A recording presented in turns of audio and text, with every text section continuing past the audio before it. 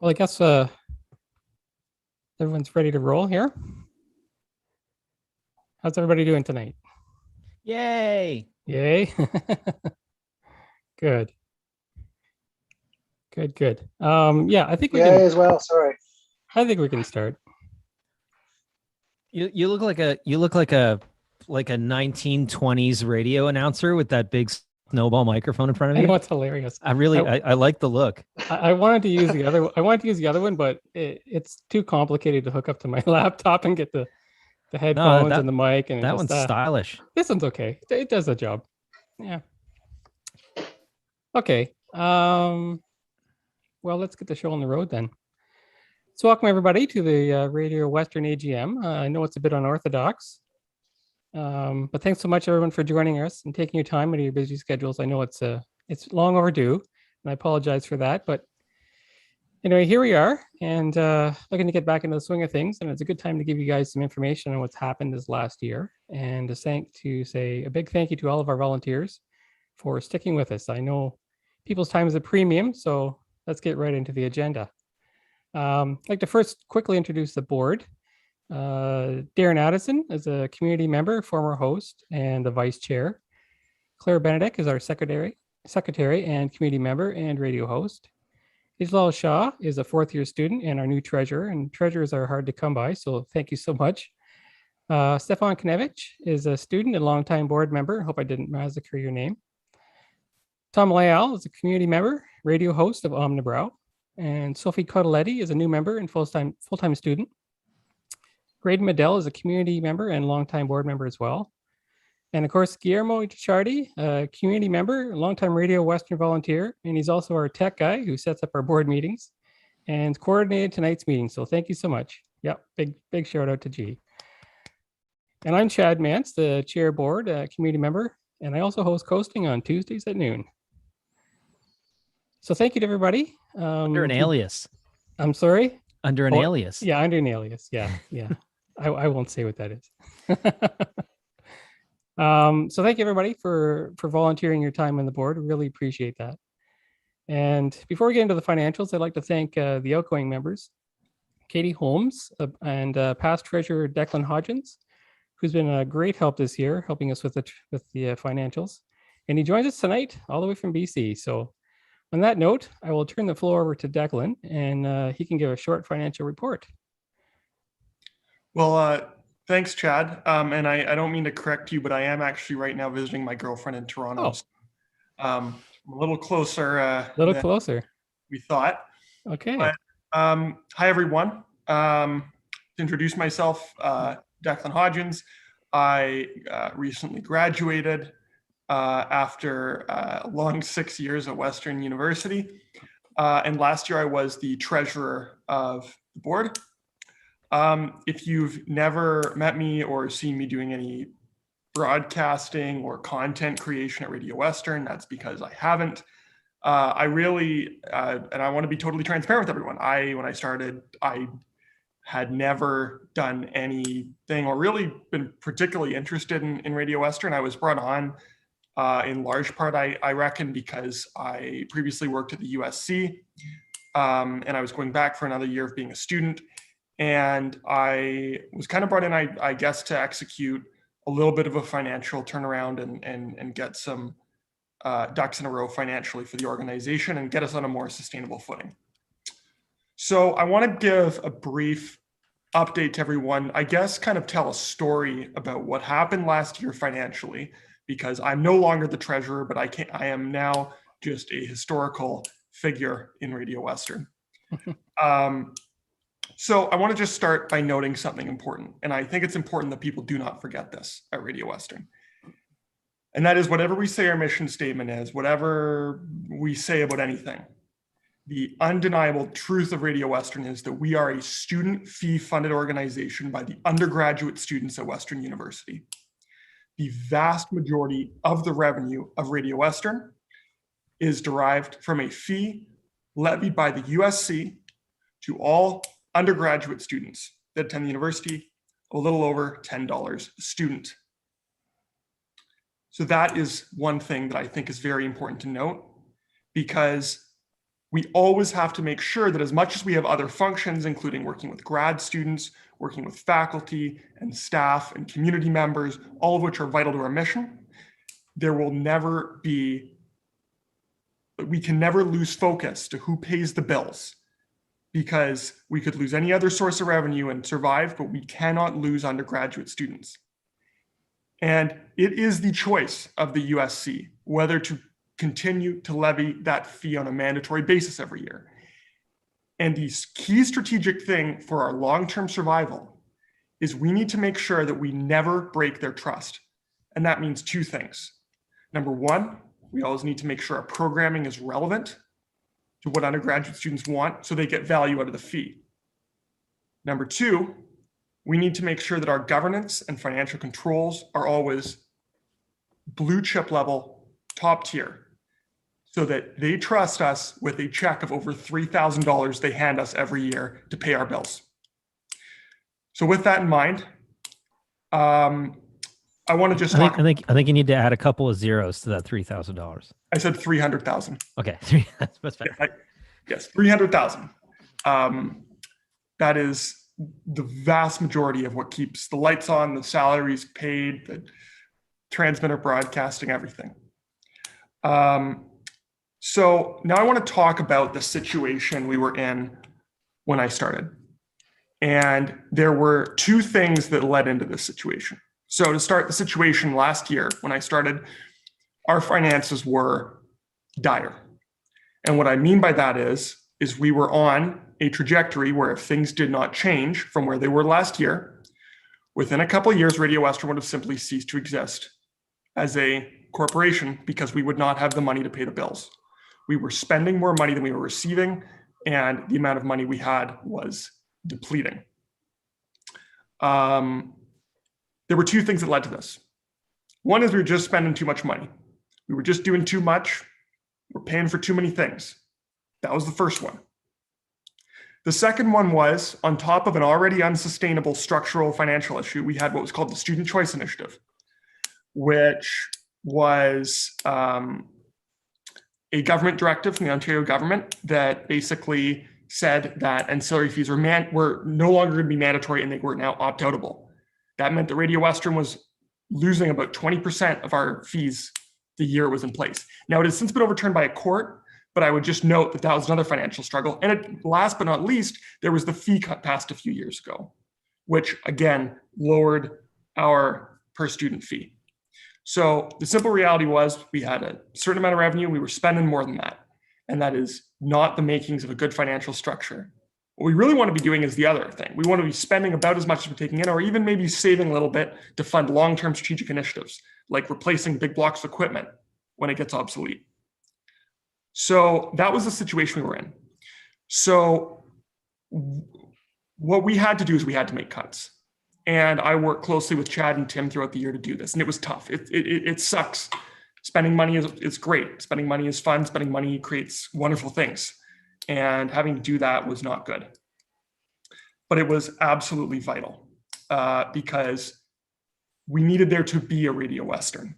And the only way to do that is to cut expenses, scale down a bit, become more efficient, not necessarily do more with less, but just maybe do less, maybe be more focused in what we're doing and focus on that. So we cut spending substantially in our budget, and we worked for several months throughout the fall on building that budget. That budget passed the board in January. And really the big thing was it was a reduction in staffing. That was the big thing that we did because we had to make that tough decision. And staffing, the reality is salaries are the biggest thing we spend money on. If we were to get suddenly twice as much money, I'm sure the response would be to hire more staff. Our budget is driven by staff salaries, and that was what we had to do.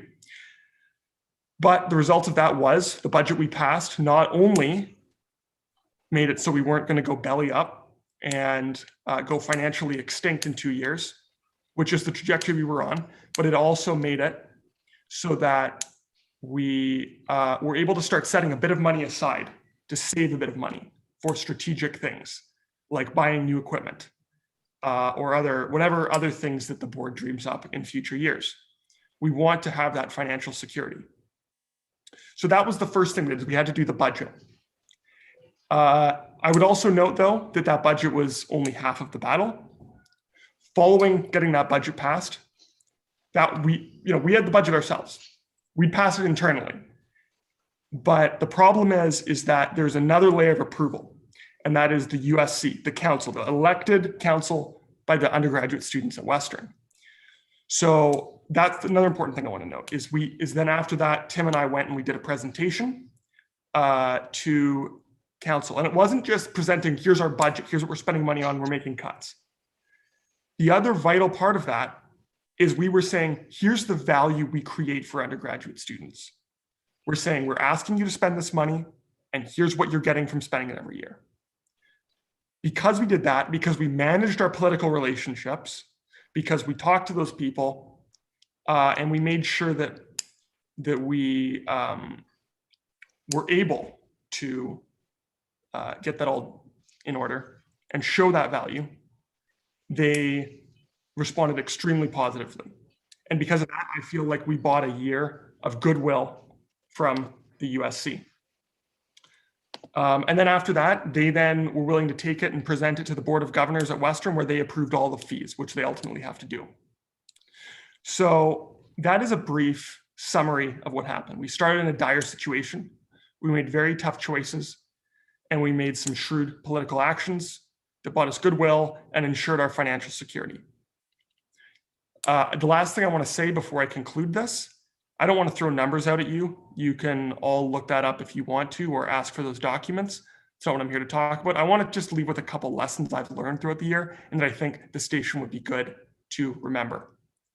Number one, I know you're all radio people. I know a lot of radio people or arts, creative people do not like thinking about finance. It's often kind of seen as the other end of the spectrum of what people think about. And I need to just say that as much as, you may not like it, it is absolutely vital that you remain focused on it, because we cannot allow what happened to happen again. Be in a situation where we were losing nearly $100,000 a year on our income statements. We cannot allow it to happen again. We must remain focused on the good finances and the financial management of the radio station. And coupled with that is governance. We need to cross T's, we need to dot I's. We need to make sure we're doing things by the book, in accordance with the law, in accordance with best practices. It sucks, it's boring, it's no fun at all, but we have to do it, because that is what ensures our survival. The last thing is focus on political relationships. The people at the USC have a lot of power for what we do. And the last thing I'd say is remember what we're here to do. We need to focus on ensuring we continue to show value to the undergraduate students of Western University, because that's who pays the bills. And as much as some of this stuff isn't fun to do, and as much as it involves tough choices and a lot of boring work, we need to do this if we want to make sure that in another 30 years, there's still a Radio Western. So that is what I would say. I'll end my doom scrolling with that. I'm happy to take any questions anyone has about the previous year. And I hope you've all learned a little bit about the money behind Radio Western.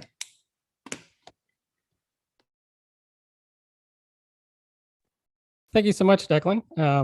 Again, you've gone above and beyond the call of duty, so we really appreciate your insights and your wisdom this past year. It's been really helpful for us. So thank you so much. Thank you.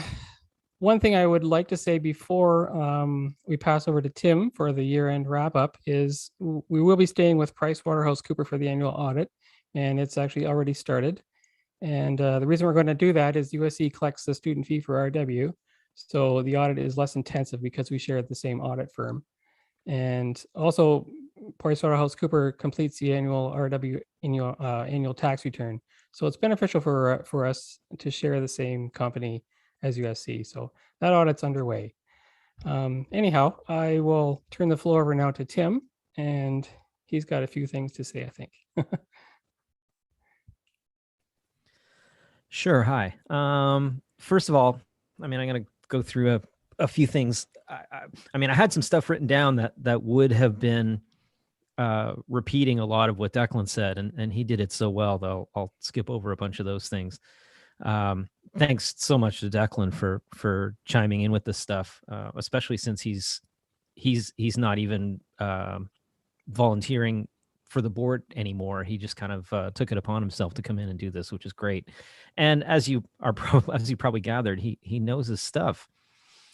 Thanks to everybody who's here in the meeting. Thanks to everybody who's continued to contribute to the station, particularly through the whole pandemic. If I look over here, just one second, we have 9,819 show segments that have been sent in the past year since the beginning of the pandemic, from around 55 or 60 shows that have played. That's a tremendous amount of work for people to do at home and send in, better part of 10,000 show segments. It's a drag to do it at home for most people. I know a few people like it, but it's much more fun to be here doing it live. But that's really cool, and to me, that's impressive. To have that much continued involvement through all of this is great. And it was rough in the beginning, especially just figuring out how best to do that, how to get people to record show segments and have them be, in reasonably well produced and running at the right times and all of that stuff. And it's kind of smoothed out. It's still quite a bit of work at this end to take the shows in and put them into the system and schedule them to play and set up all the metadata. There's quite a bit of stuff that has to be done, but we've streamlined it as much as we can. And it's not kind of all up to one person. I mean, I probably do most of them. Navaneeth does a lot of them. And it's sort of, we don't mess up that often. Occasionally, but not considering how many we do, I'm surprised we don't mess up more than we do. So I just want to thank everybody for continuing to send stuff in, and hopefully that becomes not an essential thing, but a voluntary thing, because people can come in here and start doing their show live. I also want to express my own thanks to Declan and Katie for their board work previously. That's really cool, and welcome new people in. And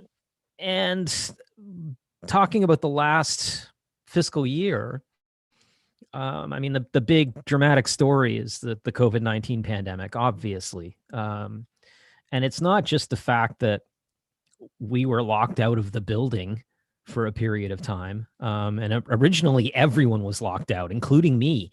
And I started this job during the first wave. So I started the job and then couldn't even come to work until I could finally get access. And then for a long time, I was the only one with access. And then gradually it kind of opened up, but then it opened up and then it closed down again. I mean, the strangest thing about this pandemic is it hasn't just been a curve of bad thing happens, then we figure it out and it gets better. It's bad thing happens, we start to figure it out and it gets better. Then people get all confident and bad thing happens again. And then you think, okay, it's going to be good this time. We're finally coming out of it. And then it happens again. And so each time we think, oh, well, yeah, it looks like maybe in 6 weeks, we might be able to kind of get back to normal. Things would change and it wouldn't happen. And it's even happening again now, even with all of the vaccinations that have happened and how we're really kind of catching up there en masse. The COVID-19 numbers in London and Middlesex County have just logarithmically just taken off like crazy over the last 6 or 7 days. A little bit better yesterday, but we're definitely being hit with another blow. And it's weird for me and for us because we're kind of thinking about, oh, well, what do we want to do here at the station? There's all this cool stuff. And then now we're looking at the numbers going, oh no, is this all going to grind to a halt again? I hope not. But that's been really it. It's just been about the pandemic and how it's changed how the station has had to operate and how we've had to adapt, how we've had to, frankly, be a station that's mostly playing things out of a computer to the air rather than having real people playing real records. That's something that other radio stations are really good at because that's all they do. But for us, it was a bit of a learning curve to get, not just to figure out how to do it, but to get really good at it and to have it run smooth on a technical level. And also just things like when something goes wrong, as often happens, there's a lot of links in the chain between somebody, playing a CD and having it end up on your radio or on your internet stream. There's a lot of links in that chain. And when somebody's on air and there's people around, you kind of know when things break as soon as they break. And you kind of know what the circumstances were and you can troubleshoot it really quickly. But in the case of everything being pre-recorded, sometimes there's, nobody's paying any attention. You set something to run a day in advance and then you're off, doing laundry somewhere or something and something breaks and you don't even know it was broken. And so it's figuring out how to manage all that and how to monitor stuff so we know when something breaks. All that stuff has been a new territory for us to venture into throughout the year. We've also had to deal with, excuse me one second. I drank my chocolate milk too fast. We've had to deal with as Declan touched on, the continuation of our budget cuts, which has been sort of like a ramping down of how much money we have coming in due to all of the sources that we had, whether it was a reduction in the percentage of the student fee that we get, combined with a reduction of the students, period, that we're deciding to pay the student fee, combined with a reduction in advertising revenue because all the people who are the types of businesses that would advertise on Radio Western are all struggling to survive at all. So they don't have a lot of money to throw at advertising. And so, as Declan mentioned, we've had to, make difficult choices and cut back staff and cut back on, frankly, everything to just make sure that we can kind of weather this. And it's not even something where you can plan it and say, well, if we cut back this much, that's going to be good because we know how this is going to play out. We don't know how it's going to play out. So we have to err on the side of being a little extra conservative. For anyone who does want numbers, this year so far, we're 3 months into the fiscal year, and our budget is running at around $11,000, just under $11,000 under budget when I last checked a few days ago. So we're, which is a little bit, that's good. We've got a little bit of extra money, but I was kind of planning on that anyway, because when you're not spending as much money in the summer. And when all the students come back in September, that's when you want to have money to spend on cool things that they can get involved in. And not just the students, but community members, anybody that starts coming back to the station as the station starts to reopen again. But yeah, thanks to Andrew Barton for doing this job before I was here, because I've never had a chance to say that. Thanks to Zara for being awesome. Thanks to Adam for being awesome. We love all these people, and it's unfortunate that they're not here. And I mean, I just had a phone call with Zara a couple of days ago where I moaned about her not being here. But everyone continues to be involved, which is a great thing. It's a good kind of statement about the station, is that people who aren't necessarily employed here are still somewhat involved here. And that's a good thing. We've been making lots of technical changes slowly. It's been a very slow process, but we're kind of chugging away, and we have I've been working on it. Navaneeth has been working on it, and some of it has to do with just equipment that is dying, because since we're doing everything pre-recorded, a lot of the equipment here is being pushed a lot harder than it was before. And also we're just asking more of it in terms of having computers talk to other computers to say, keep track of what got played when, and automating more of the green sheet stuff. We're just pushing the computers harder. We have to, not to mention, we have to fly terabytes of files around every week because of all of these show files. And so it's funny, a lot of the older computers here were all kind of bought around the same time, around 2007, 2010, 2012. And they're all kind of dying at the same time. They're all kind of running around near end of life.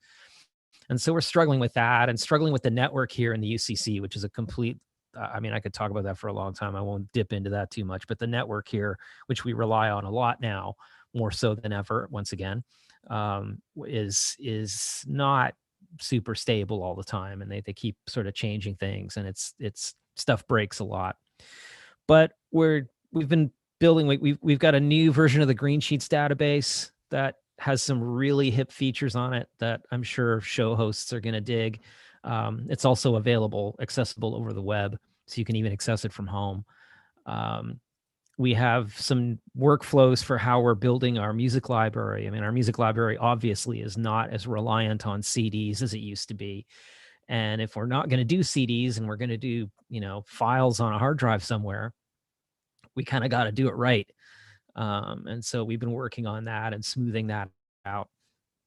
And it's a lot in the beginning. It's a huge amount, a huge amount of work to do all the metadata, but as time goes on, you find faster and faster ways, and you do more teaching the computer how to do it, so you don't have to do as much of it. And it all kind of pays off in the end. And another thing I guess that should be mentioned is that there isn't a template for this. It's not like you can go out and just buy a software package that already exists that does all of this stuff. There isn't any. This commercial radio software packages are designed for top 40 stations that have a song library of like 100 songs max. And with the kind of stuff that we do, with all the different types of programming we do, that stuff is completely inadequate. And also top 40 stations, I mean, they play the same, 35 songs all day, every day. And so in terms of tracking what they play, it's a very simple task for us. I mean, God, we get shows coming, our international shows come in with the green sheets, and they're all written in languages that nobody can understand.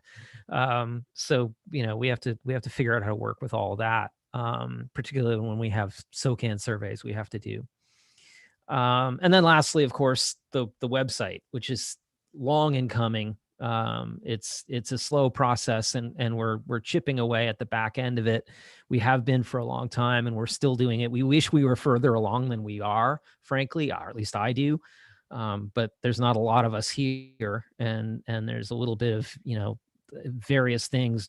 Certain fires just suddenly appear when you don't expect them, and you end up, blowing a few days working on this other thing and not getting to the thing which you want to work on, which is really the website. The website, I mean, I'll get more to that in a little bit, but the website is so key to our long-term future. And we need to build that foundation to be really powerful and flexible. And we need to build it in-house. We can't rely on having some kind of outside contractors do it, because that problem has been that has been a problem over and over and over again for the last 3 websites we've had, and a bunch of other places in town have had that problem, where you hire somebody to build you a website. They build you a website, and then as the website starts to decay, as things go wrong with it, there's bugs in it, you need to make changes to it. The people who made the website disappear, and you're stuck with a decaying website that nobody can fix, because websites aren't built to any kind of standard structures, at least not the ones that are made at the budgets that we have. And so if you don't build it to a standard structure, and somebody just goes in and makes it in their own image, then another website programmer can't come in and just start working on it. They don't know where anything is. They don't know what the files are even called. And there isn't even really an easy way to sort of back engineer that. So it has to be something that we do in-house, not just so that we know how to do it, but so that we can document the daylights out of it, to really have the answers to, well, where is the file that controls this? Where are the functions that control that? We need to know where everything is, and it needs to be written down so that anybody in the future can come in and work on our website and just know how to do it. And so we're chugging away at that, and hopefully we'll have something awesome reasonably soon-ish. We also have a lot of new students who have already contacted us. We've been getting this dribble through the whole pandemic. People emailing saying, I'm coming in September, I want to get involved. What's going on? And that's just accumulated. We had a girl walk in this afternoon, actually, who had emailed a while ago, and she walked in and we talked for about 10 minutes, and it was just like, oh my God, this is amazing. Like she's such a good fit here. So that's exciting. That's one of the most exciting things. It's just having people coming in and being full of enthusiasm, and, not tired, not worn out. They're just like ready to just, attack. And that's great. Lastly, in terms of the wrap up thing, I'll just mention, because it should be mentioned at something like an AGM, our Industry Canada broadcast license, which expires every 7 years. It's now not Industry Canada. It's now Innovation, Science and Economic Development Canada, although honestly, they all call themselves Industry Canada, and I still call them Industry Canada. We had to renew that license, and it was a pain to renew, because there's a whole bunch of regulations regarding how the transmitter is set up, and how the antenna is set up, and how access to those things is set up. and it was a bit of a bear to get through that. But it has been done. It finally was completed a couple of weeks ago, and I got an email last week that appears, it's a little bit weird how it's worded, but I think it's pretty sure our license has been renewed, and I'm just waiting for it to kind of show up. So that means that we can legally broadcast over the radio airwaves for another 7 years. We have a second license, which is the CRTC license, which is the not the sort of the license I was talking about is the license effectively that allows us to jiggle the air 94 million times a second with a big gigantic microwave oven blaster on top of One London Place. The CRTC license is a license that licenses our content. That was also up for renewal this year, but because of the pandemic, that renewal process has been delayed until next year. And I guess that's it for that. In terms of, I'll go into the whole hosting thing because I'm sure that's something that everybody's sort of waiting to know about. Some hosts are going to want to continue producing shows at home. And we want to accommodate that, at least for now, because some people just like it. They like the precision of making sure that every edit is perfect, and they can talk between the songs. And if they say something that they feel is stupid, they can go back and edit it. There are people who want to keep doing that, and that's fine. I don't see any reason why not. I know if you go back a few years, 5 or 6 or 8 years, station management was very strongly of the opinion that for us to be cool, we need to have people at the station, and they were very against remote production. But it's the 21st century. All production is remote almost anymore, and we need to accommodate that. But I know also a lot of people want to come back. I would want to come back. As of the 16th of July, we're in step 3 of Ontario's roadmap to reopen, which specifically allows for, quote, indoor social gatherings and organized public events with up to 25 people, and, quote, indoor meeting and event spaces permitted to operate with physical distancing and other restrictions still in effect, and capacity limited to not exceed 50% capacity. Face coverings and physical distancing measures must still be allowed. So that's the law.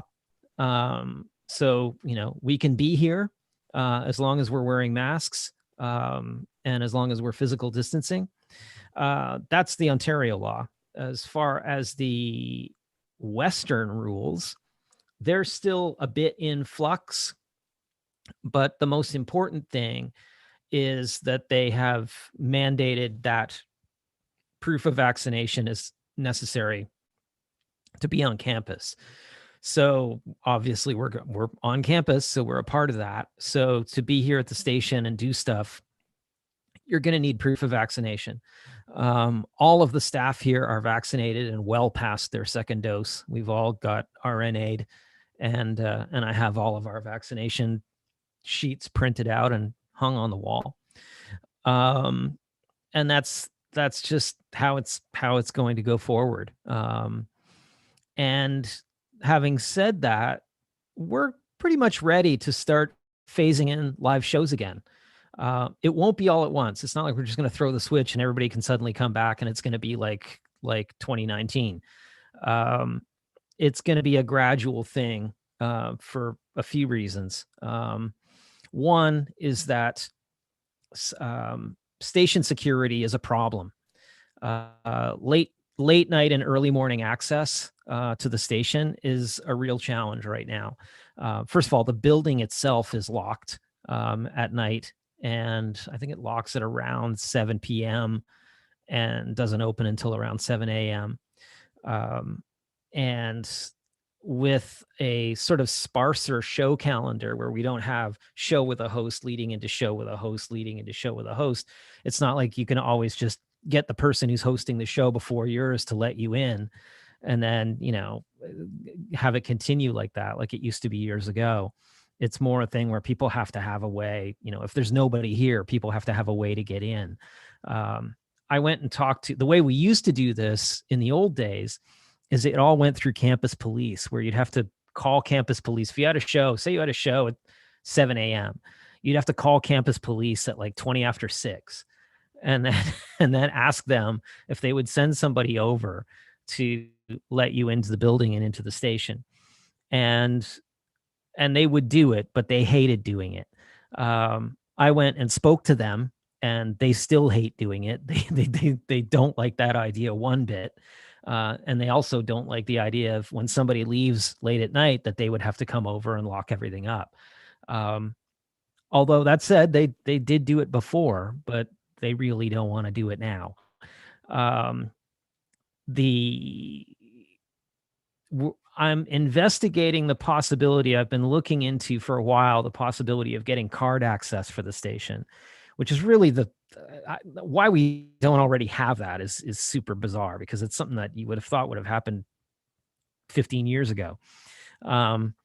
We just need a card reader for the door, and we give cards to people, and then we can track who goes in and out, and those cards could be set up to even have building access, and it would just solve the whole problem. And I think we can afford it, maybe. I mean, things in this building are crazy expensive because of the kind of monopolies that certain businesses have in this building. But the big problem is that the contractors and the technical people for the building that manage that stuff are all so far behind in their schedules of what they need to do for the university, because they had to spend a lot of time where they couldn't work. And so their whole calendar got kind of jammed together. And so even if I could get them to agree to do it, I don't imagine that we would be a high priority compared to, some important thing that has to happen in the engineering building or whatever.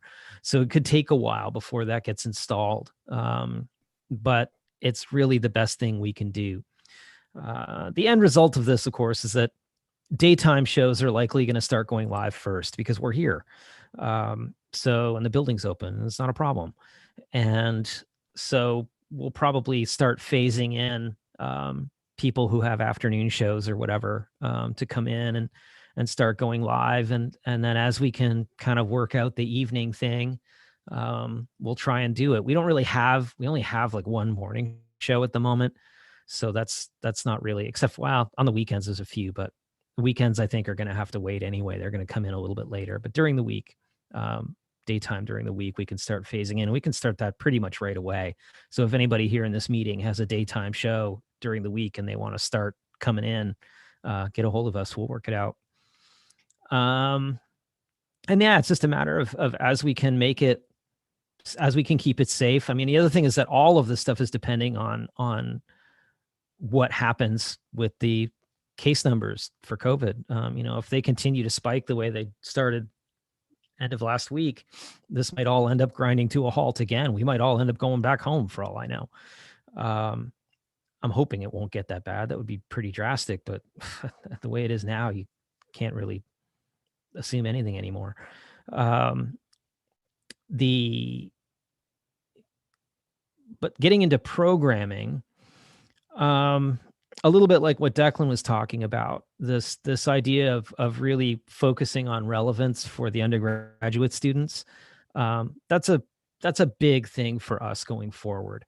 We're going to be evolving into a more sort of consistent day-to-day and kind of student-centric schedule. It has to be sort of more market-driven, and the idea of the show schedule for Radio Western being determined by what time is the most convenient for that host to come in and do their show is when that show airs. It's not always going to work. We need to have the shows air when the people who are listening to the station are most likely to want to listen to that show. We do have the ability, if somebody wanted to come into the station and pre-record their show to run later, but do it at the station, that's something we could maybe accommodate as well. But in terms of just like, I want my show to be Thursday at 4 p.m. or something, because that's the time that is best for me to do it. It's not always going to be the time that show is going to air, because we have to be conscious of what the listener is going to, what their reaction is going to be to that show. So shows are kind of slowly going to start moving around a little bit because of that.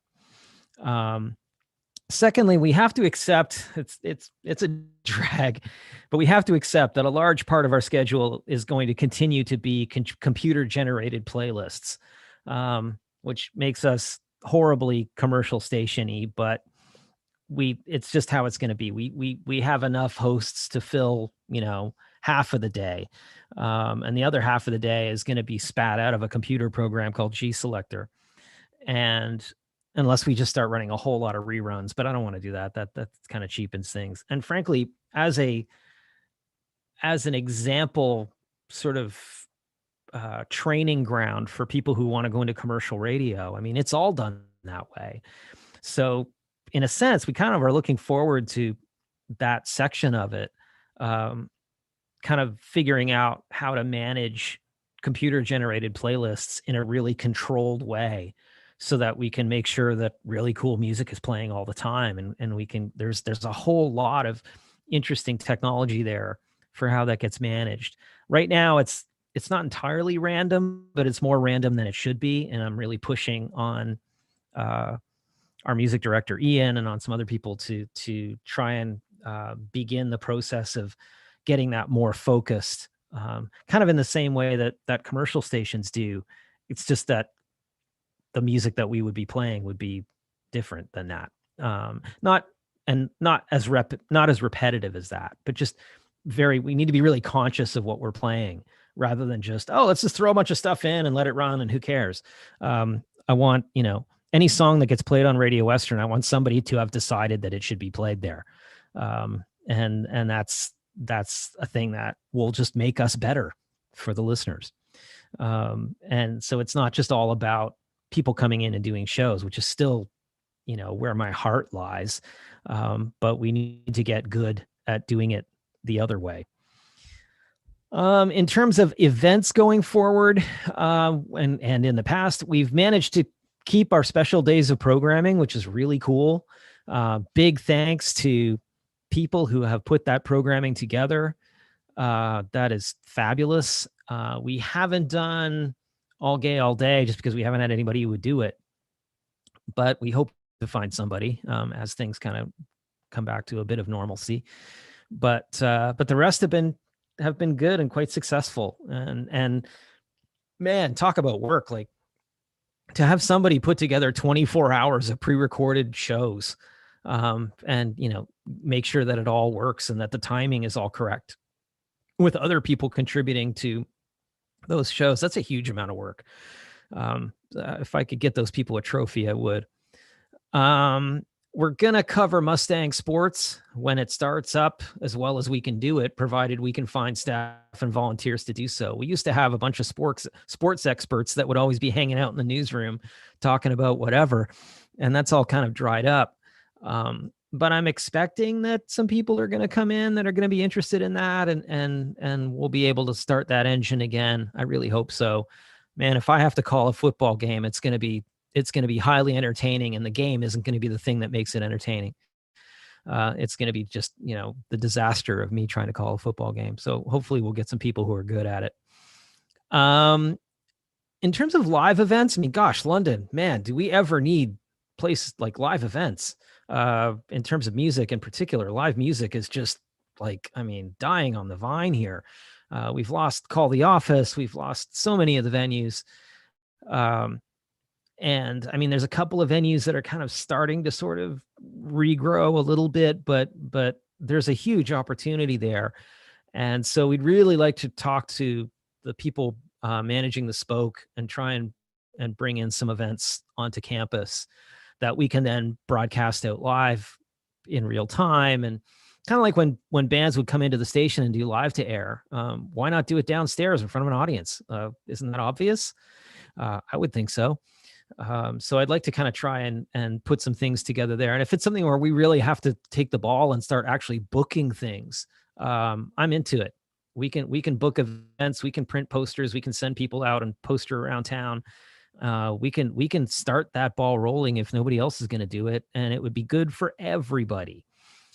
But again, all of this event related stuff continues to depend on the state of the pandemic and how it continues to play out in the coming weeks and months. Biggest event of all that we should be thinking about is our 40th anniversary in a couple of months. We're open to any suggestions. If anybody has any super wicked ideas about what to do for our 40th, we're all ears. But we've already been thinking about it.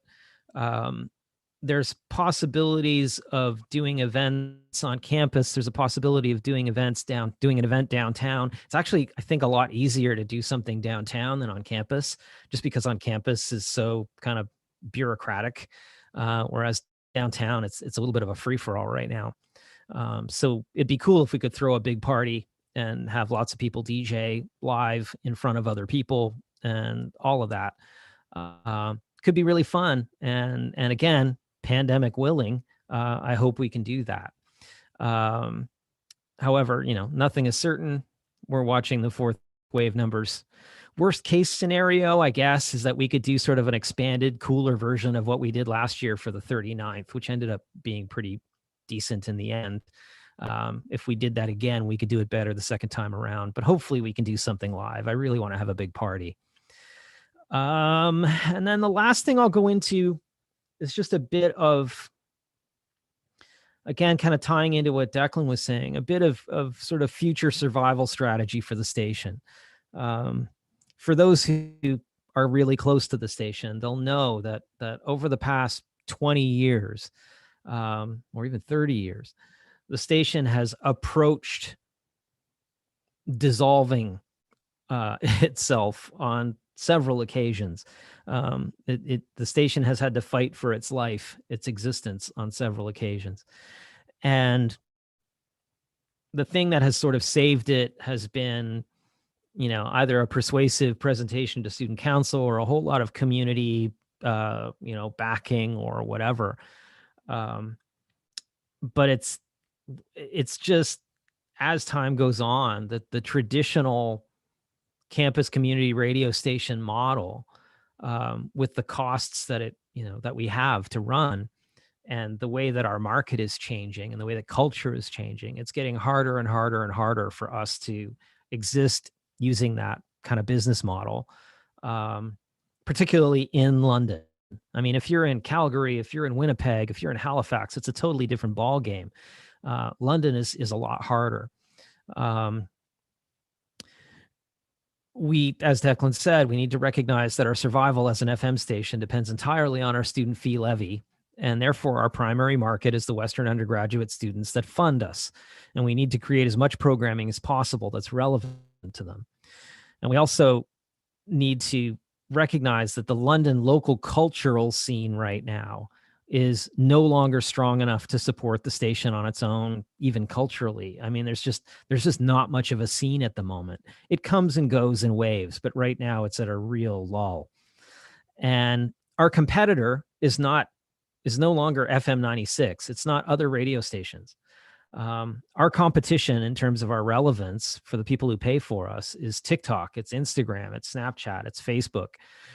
And therefore, kind of in the long term, we need to think of ourselves as a social media platform. We need to think of ourselves more like an Instagram or a YouTube rather than an FM 96. We're never going to make enough advertising money from the types of businesses that would want to advertise on our station to pay for the existence of the station. But we can be cool enough and interesting enough and relevant enough that the students are like, no, man, like, we love you guys. And the FM radio broadcasting is our secret weapon in that whole thing. It's not like I want to like stop being a radio station and be a social media thing. It's that the radio station can be, I mean, radio is the original social media. Radio is the original streaming service. And we can totally kick butt at that. But also have enough of a presence and also have enough nimbleness. We have to be able to work quickly. We have to react quickly to what's happening in social circles. We need to be able to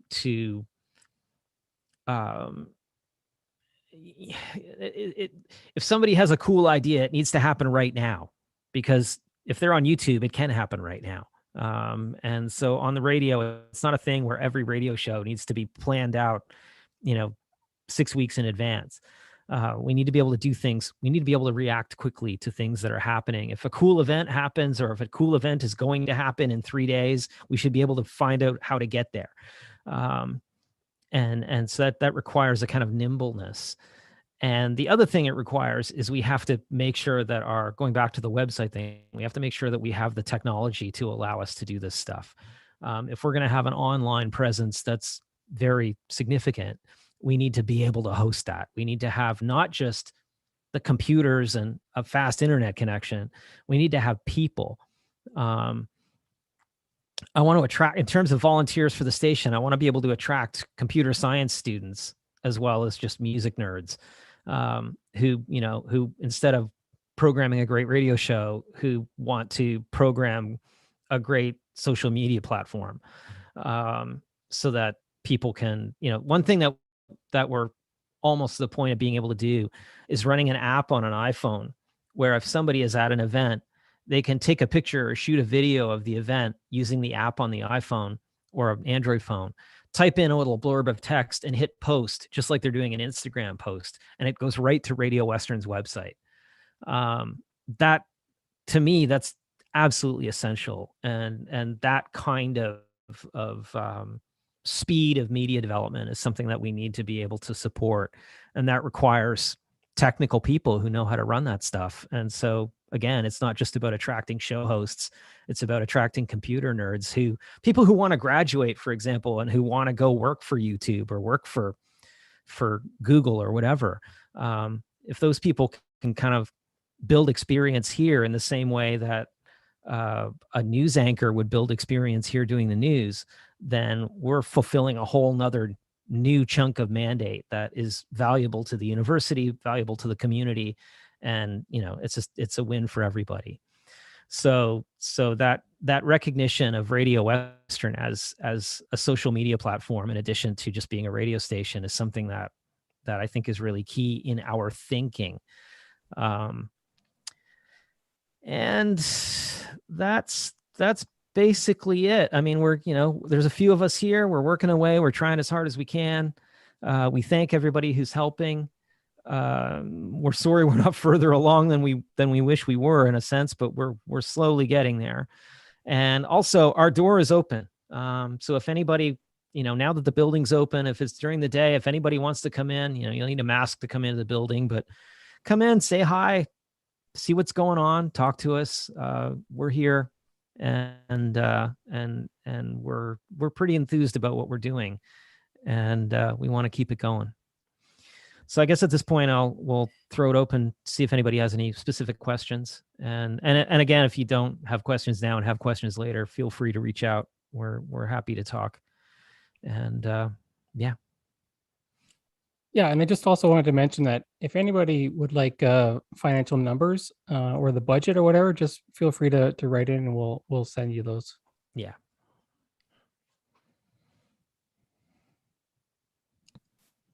I have a question, of course. Yeah, fire away. Hey, how's it going? A great presentation. I just got a quick question about like what you talk about with there being a lot of pre-programmed stuff, a lot of stuff that's being run out of Zeta. If there's anything that anybody can do, like I haven't seen a whole lot of communication from the music department at all, to be able to work with music department to kind of ease that process along. Because there is a lot of resources on this Zoom call, but also, in the volunteer base in general that can help to be able to do that. I know I tried to get some of those efforts going and get some people involved with being able to help with that kind of programming, but it's just one way for people to be involved remotely as best they can, even if it's just giving suggestions as to what to be able to put into the system. I think that's a good idea and a step in the right direction. I know you talked about Ian, working that system and getting more involvement, but I just wondered if there was any specific ideas on how to get the volunteer base more involved with that. Right. So you're talking about individual songs and not shows.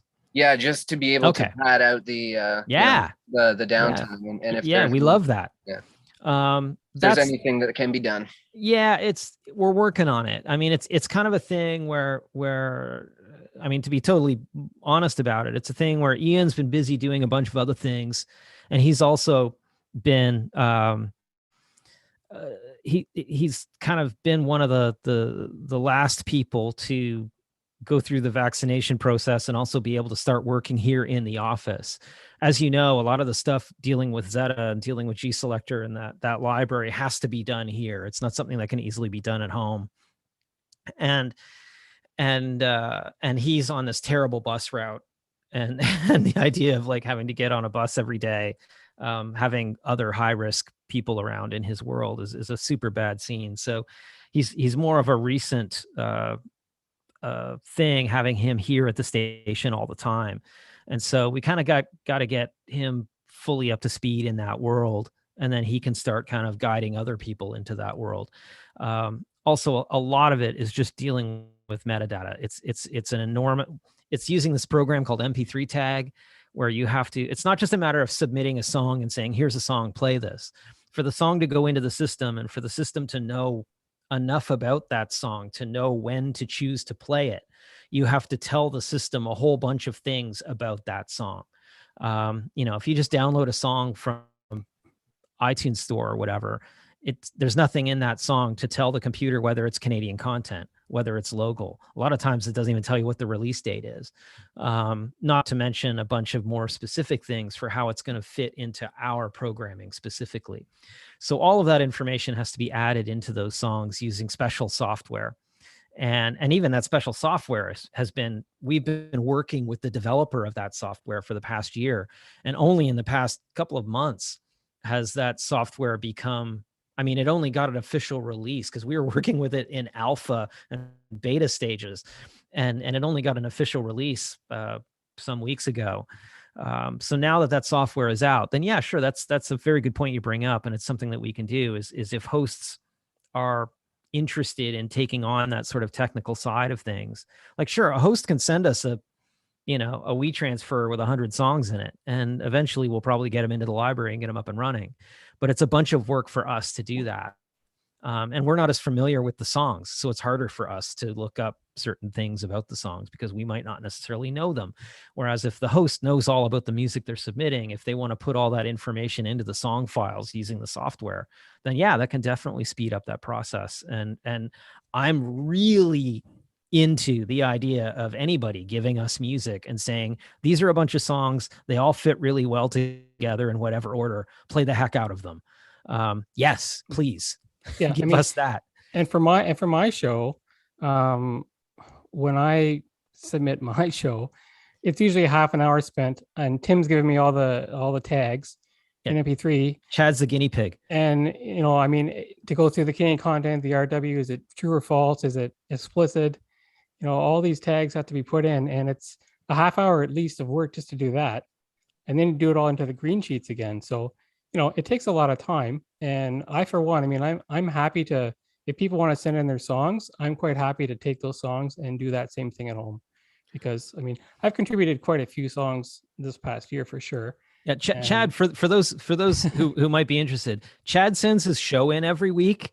Then he sends in all the song files individually from the show with all the metadata tags in them so that they can go into the library and go into rotation. So he's doing twice as much work. Yeah, I think I have the time. So that's the thing, right? Not everybody has the time, but it's something that I enjoy doing. And if people want to send in their songs, please do so, because I'm someone who I can take those songs home and I can do all that work for you. So I'm happy to do that. I'm not sure. I don't want to speak for everybody, but I just feel like, those kinds of tasks, they're like, to Tim's point, there may be some volunteers that would be interested in helping out with that. For sure. And, just don't see a whole lot of communication, and now that we're available to be able to go in during the day and that kind of thing, it might be a good idea to get that out to the volunteer base as a whole, so we can see some growth with that. Because that's one thing that I notice when I'm listening to Radio Western, is that there's definitely some gaps and some things that can improve, and we're always going to be. You're complaining that we don't play enough hip hop during the day. No, it's and I would agree with you. There's not enough Ornette Coleman. Well, yeah, okay, during the that day. too. How does that sound? And those are the resources that I'm talking about. Like we've got guys like Randy J, who's sitting around and can barely see, and not use a computer at all, but he's full of great jazz information. And guys like Dave O'Halloran and Clara that was trying to get involved with getting some tunes out of them. But that metadata challenge is a big thing. So overcoming that with volunteer involvement, I think that's really good stuff and something we should be looking at. That's a good point, Andrew. Amazing. Yeah, to back up Andrew, I mean, this is the first time I've heard anything about this. And I just looked at my hard drive. I have 101,466 music files. So I have quite a library.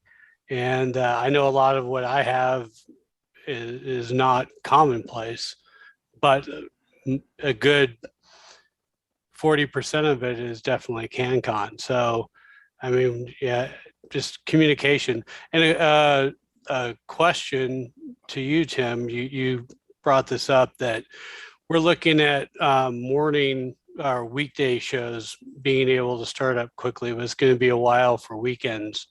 So just, I know this is a big question mark, but just off the cuff, how long do you think it's going to be before like a show like mine will be live again? It's one of those things where if I was to give an answer to that question that was an actual date or estimation in times of weeks, I would be completely pulling it out of my ass because I don't actually have any data to answer that question, to base the answer to that question on. We simply do not know. If you had asked us 6 months ago, if we would have been, or 8 months ago, if we had been back, if we were going to be back in the station now and going at full power, the natural thought would have been yes, by now we would have been. But it's just delay after delay after delay.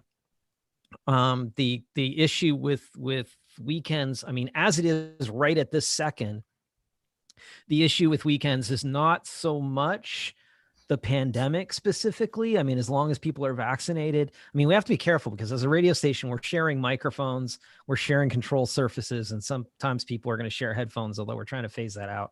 But there's a lot. I mean, when you're sharing a microphone with somebody, there's, if somebody's talking into the microphone and they've got COVID and they're spewing it all over the microphone and the next person comes in, they're going to get it. And there's not, I don't care who you ask, there's no real effective way to clean the microphone. And frankly, I don't trust a lot of people who would even do it properly anyway. So it just needs to be a way that's kind of fail safe. But with vaccinations and the amount of transmission that's happening now, I'm not really too scared of that at the moment. It's mostly building access and station access. And we have to figure out how to skin that cat. The sooner we can do that, the better. I mean, I really want to, but there's a bunch of parts of that are out of our hands. And it's not something where it's just like, well, we'll just like, I don't know how many people who are staff are going to want to like come in and let people in and then lock after they leave and then go home and then come back and let other people in. That's not really going to work either. So, I mean, the best answer I can give to that is it's a priority. I mean, it's something I deeply care about. I think your show's awesome. I want it back on the air. I want it to be live. But it's just, we have to make it, we have to do it in a responsible way. And hopefully we'll get something sorted out. Yeah. It's also a kind of thing where we have a lot of problems to deal with now. And the longer you think about these things, sometimes you just kind of come up with an answer. It might be maybe 3 weeks down the road, somebody be like, I've got a great idea for this, and then you figure it out. But as it is right now, it's a little bit of a waiting game. Well, Tim, you mentioned that obviously, I know about this and it's good that everybody else is aware of the card access issue that we're going to have. And, it's a fact that the doors even have to be changed on the station to be able to accommodate a card access for the station specifically. To Tim's point, like you can imagine that all of the university guys are so far behind, materials are so expensive and it's going to cost a lot of money to be able to retrofit RW just to have card access, let alone working with Western so that our cards talk to their cards and we can issue them to volunteers and all that kind of thing. Well, ideally, actually, just to split, the card access thing, what's kind of cool about modern card access stuff is that it uses RFID standard. So you don't even have to use cards. You can actually use your cell phone. Yeah. It's the same thing you use to pay your bank, your Interac at the grocery store. Yeah, the point I wanted to yeah. make was just that, if it's going to be a long process for something like that to be implemented, and it's going to be quite an expense for Radio Western, I would think that it might be a good idea to get on top of the building management and say that this is something that we want to do as soon as possible, so that they can schedule it rather than trying to, wait it out for it, because they're never going to not be busy. Yeah, which I've been doing. The issue, for example, Andrew, you because you haven't been here, but just to show you the scale of this, directly behind the on-air booth of the station, that whole row of offices from the stairwell all the way across to the far side has all been demolished, and that entire west wall of the building on this floor is now all opened up, and it's a big open space. And I was talking to building management about putting a window in the back of on air. Yeah, because you'd actually be able to see through on air, through the playing room, through into production. And that space behind us was going to get turned into a club's space. So all the different clubs on campus were going to come and meet there. And it was going to be this big open space. And there was going to be offices and resources, and super cool thing. And they were working on that pretty hardcore up until they had stopped a little bit during the first shutdowns for COVID. And then last summer, when things kind of got better for a while, there was a whole bunch of people working in there, and they were, full renovation mode. And the plan was to have it all done for this summer. And when the next wave of COVID came in and all those people had to leave, that whole construction site is now still a construction site, and nothing has moved. And I spoke to Vicky about it and different people about it. And they're just like, well, the problem now is that those, the facilities people, the contractors that the facilities people hire to do this work are booked a certain period of time ahead. And they had a bunch of stuff booked that they were supposed to be doing now after they finished that. And the stuff that they're supposed to be doing now is considered to be higher priority or whatever. So they can't go back and finish this huge construction site that's like, 20% of this floor of this building, because they're not able to come back and do that because they're doing other things. So then they're like, okay, well, let's hire third parties. Let's go out into the market and try and hire other contractors who can come in and finish the work. And they simply can't find anyone. They have the money, they have the space, they have the plans, everything is set, and they just can't find people to come in and do the work. Having said that, sometimes we can be considered a bit of a priority. And also, I've done some more research on the door thing, and I don't think our doors actually do have to be replaced. There's a system that we can use using the flippy locks in the door that comes in, that goes to the ceiling and into the floor. Those locks can be automated and connected to the card thing. And so we can actually use our existing doors with a card system. And it's just really and we have the money kind of to pay for it. It's really just a matter of coordinating with the building management people to make sure that we can have it. They have to do one of two things. Either they have to agree to put the thing in for us, or they have to, what we like better, as you know, is let us find somebody to put it in and just have them okay it so we can do it now. And so, we're working on that process. Yeah, that's great. And I mean, obviously all of the delays up there, there's lots of issues with that. The reason why I bring it up is just the sooner that, Randy or whoever from maintenance is able to give you an estimate, and the sooner that we can put it into the budget, however much it's going to be, whether they do it or somebody else does it, the sooner, if nothing goes to entire shit, and we can actually get back in there again sometime soon, right? That's totally agree. Thanks. And thanks, Howie. Two other quick things I'll chime in on. One, you mentioned that, we're competing with social media more than really traditional radio at this point. And I would also add podcast into that. That is a huge competition for us. And the main thing about podcasts is the archives, the fact that people can listen on demand. And I hear from my listeners 20 times plus a week about that, which is something we used to have. That's something I think is a huge priority. And I realize, again, we're talking about money to do programming and equipment to make it happen. So I know it's something that is on people's minds, but I do think it's important to keep it, at the forefront. And the I last agree with thing, you. And actually, sorry, I'll just quickly interrupt. We're a lot farther along with that than we have the equipment for that.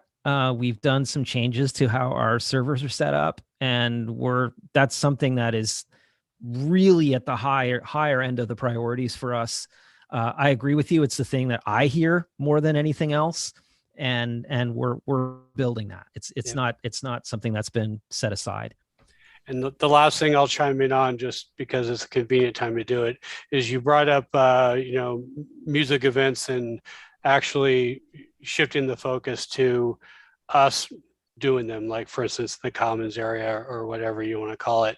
That's something that I would be on board with. As you know, I was a huge proponent of the live to airs. My show's a destination for that, and I'm very well connected with the musicians in the area. And because, as you pointed out, so many festivals and venues have gone kaput, I have suddenly become involved in coordinating my own events. Like I'm trying to put together a festival right now, September 18th at Springbank Gardens. Actually, it's happening. I'm just still raising enough money to pay all the performers. All the rest of I did the paperwork to get the venue. I got secured insurance for the event. I put together a COVID action plan for the Middlesex London Health Unit. I got PPEs and the other assorted supplies, a PA, someone to run a PA, volunteers, a food truck, vendors. You said you're doing that at Wonderland Gardens? At Springbank Gardens, yeah. What's Springbank Gardens? Is that, I'm thinking of Wonderland Gardens, the band shell where the old. That's what it's now. It's called Springbank Gardens now? Yeah. That you're doing that. That's awesome. I've always wanted somebody to do an event there, and it just never seemed to happen. Well, it's going to be called Close to the Edge with Present Philosophy and Friends. And so my band will play at the university at the drop of a hat. Just raise your hand and say you want us, and we'll be there. But the idea is to start a festival. So I'm trying to, this year is a 1 day, 5-hour festival. Next year, 1 day, 10-hour. And then the following year, hopefully it's a 2-day full-blown event that happens every year. So I've suddenly learned how to do all this kind of crap, and I'm used to, I show up and I play and you hand me money, or I show up and I run the sound, you hand me money. I've never been on the other side where I'm trying to coordinate it, but I've suddenly getting experience in doing these things because when we came out of COVID, I wanted to make sure my band could play, and I'm having to do the events myself in order to facilitate that for me and for the rest of the community. I mean, I have 5 bands plus a sideshow act on the bill. So, but I can tell you that I know where you guys are coming from when it comes to fundraising, because I am at $700 out of $1,600 I need to pay just $100 per person who's on the bill. Yeah. Everything else I was able to get via donations and sponsorship. But when it comes to getting money from organizations like London Arts Council, London Musicians Association, et cetera, you have to have your request in by February of the year. So when I talk to them, they're like, this sounds great. You're doing great. Fantastic poster. What a lineup. We'll put it in our events calendar. See you next year. Yeah. And so, yeah, but just wanted to chime in on that. That's something that's in my wheelhouse, and I'm suddenly becoming much more versed in the dynamics and bits and pieces of doing that kind of stuff. So cool. Thank you. Hi, guys.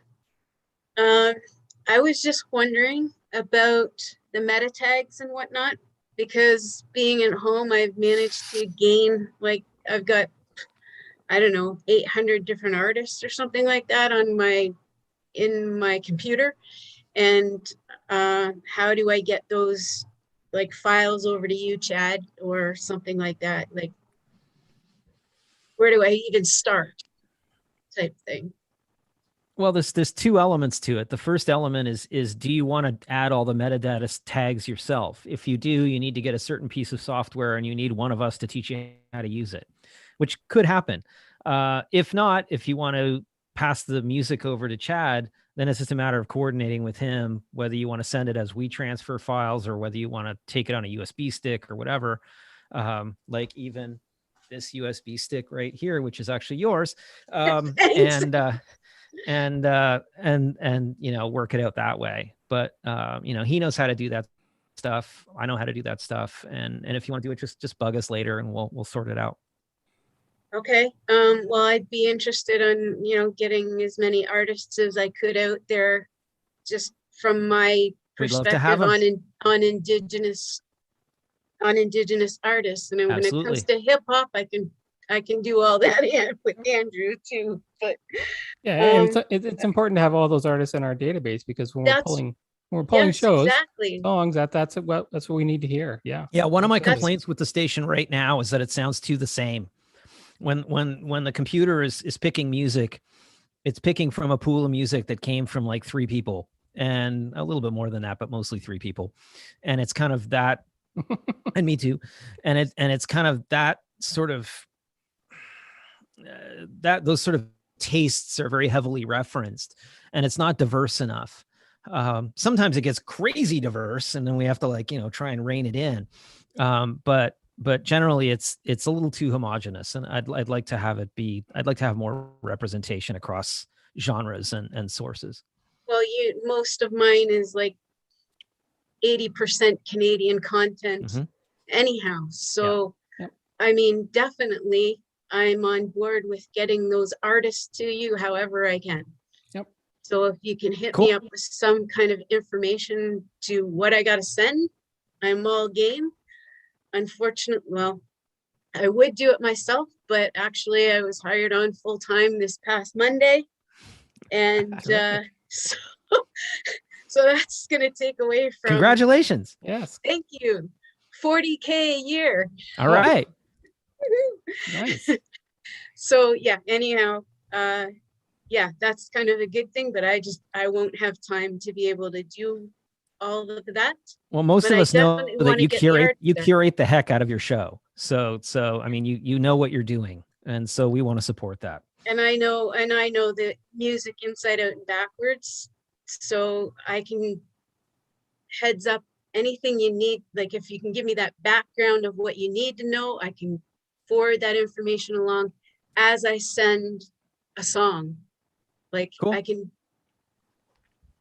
I can do a quick type up, and I just need to know what I need to know to send it along, type thing. Cool. Okay, cool. Chad, can you email me I certainly can. Do with you? some like what I need to send? And I'll send you the stuff, Chad. Okay. We can make this connection happen. Yeah, because basically you can just WeTransfer it to me, and I can download the songs, and I can do the tagging and send them to you, Tim, and we're done. Yep. okay, so connect me, We will. because I'm music is the medicine at radiowestern.ca. So Sounds great. Thank you so much, Kim. okay, thank you, Chad. Thanks, Tim. Well, I guess if that's all the questions, comments we have for tonight, I thank you so much for showing up. I know your time is a premium, and we like to keep our meetings generally to about an hour, so we've not bad. Yeah. Sorry we couldn't do this meeting in person. I mean, normally these AGMs are like an excuse to have a big party, and we couldn't do it this year, which is a drag. Yeah. But next year, hopefully, we'll bring that back. Yep. We want to be as social as we can in a time of not being social enough. Sounds great. Okay, well then I would like to just call for adjournment for this 2021 AGM, and thank you very much, everybody, for showing up. I guess that's it. We'll talk to you. We'll be in touch.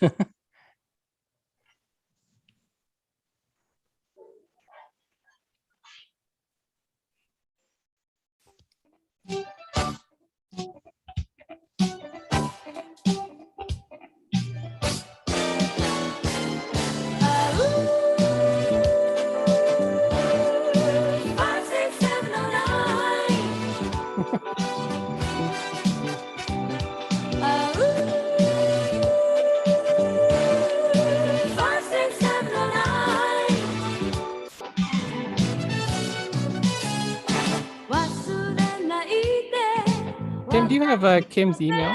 Do you want to send me that later on?